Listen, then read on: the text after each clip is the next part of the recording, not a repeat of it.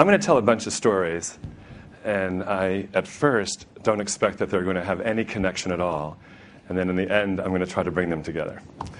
The first story is in 1975, and I'm a teacher of biology and chemistry in Roxbury High School in Boston. And I find out that the local subway line, which is elevated at the time, is going to be put underground.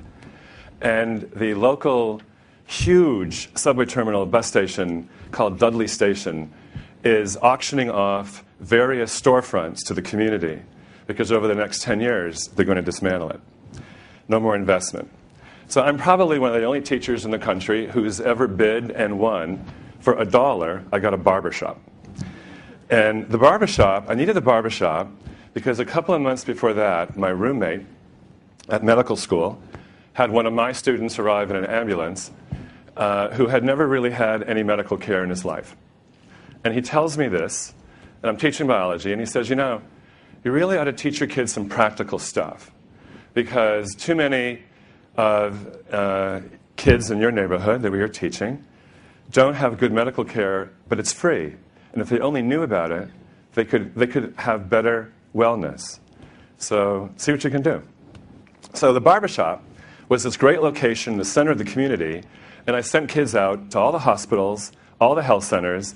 They gathered information left and right, and we turned the barbershop into a health information neighborhood center. After school, kids would sign up, march down. I marched with them 3 blocks from the school, and we had a blast handing out information to probably thousands of people from our barbershop. Played music, ran ads, and it was just an absolute blast. That was in 1975. And then I learned from that if you give kids involvement in the community along with their schooling, if it goes hand in hand, and you can make meaning out of what they're learning in class, if you have them involved in the community after class. Years later, I am teaching at Lexington High School, a phenomenally different environment than Roxbury High School. And I am given a computer lab and told to invent anything I want, any computer course I want at all. At the time, the only thing I taught was programming, including Pascal, Basic, and Logo. Do you remember those days? The days when all you did was teach programming. At the time, my roommate was a Harvard Business School professor who told me, don't teach programming. What you really need to do is imagine that software is coming and the internet's coming. And what you really need to do is teach critical thinking and problem solving, not any particular technology, because they're short term. And so I took his advice and I designed a course called Community Problem Solving with Technology, based after the barbershop. And so all my students were asked to go out in the world and find a real problem to solve first. Then we'll figure out what technologies you need to learn later. The reverse, basically, of what we do today. And so one of my students, I'm going to tell you this one story, she had a disabled friend and in a wheelchair, and she found out that there was no yellow pages for handicapped people in Greater Boston. So she decided her project was going to be, similar to the barbershop, organize this massive amount of information. It turned out to be 97 agencies providing service to the disabled across Greater Boston. And she built a database. And in '94, I had some business connections, and that went online in 1984.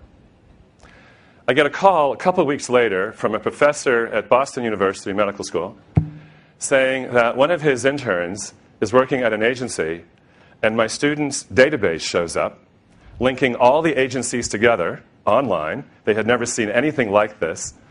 And in fact, could he come and meet with my high school student who built the database? And I said, well, I'm very busy. It's the end of the school year. He said, I don't want to meet with you. I want to meet with your student. And I kind of had to take a retake there. Yeah, that was a moment. And, you know, how often does a professor call and ask to meet with one of your students? So the guy comes in. He brings a couple of his master's students in public health. One of them had experienced the database. And they offer her a job. They want to know if during the summer, this is springtime, during the summer, if she would run a seminar teaching his students how to design databases for the handicapped. And they want to take it across Massachusetts and into upstate New York. They want to greatly expand it. They offer her a pretty good salary. She says she'll take the job, but not the salary. No money. And I'm saying, take the money. Take the money. And she's saying, no money. And afterwards, I talked to her and I said, why didn't she take the money? That was a lot of, and she needed the money. She said, that's my project. They're helping me build on my project. I should be paying them. So she taught me a lot about dignity and integrity of work. That if a kid is adding value to the world, using technology to make the world a better place, it's absolutely fascinating what they'll do without a grade, without money, just because they own the problem. They identified it, they own it, they built it. She felt responsible for it.